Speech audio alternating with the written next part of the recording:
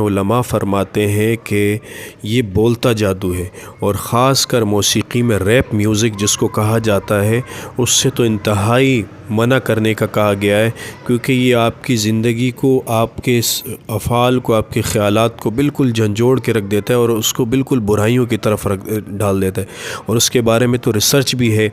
کہ آپ back tracking جس کو کہتے ہیں، کہ سانگز کو بیک ٹریکنگ کے ساتھ چلا کے اس کے پیچھے پیغام ہوتا ہے، اغیار جو ہے وہ اس طریقے سے ہمارے اوپر محنت کر رہی ہے کہ وہ ہمیں غلط راستے کی طرف اس طرح لے کے جا رہے ہیں جیسے ہمیں اندازہ بھی نہیں ہے اس کا۔ تو ہم سارے دوست کوشش کریں کہ یہ موسیقی میوزک وغیرہ سے بالکل اجتناب کریں، اور اس کی جگہ بہترین روح کی غذا جو ہے وہ اللہ تعالیٰ کے کلام کی تلاوت ہے، اور اس کی آپ جو ہے تلاوت کی جو ہے وہ آپ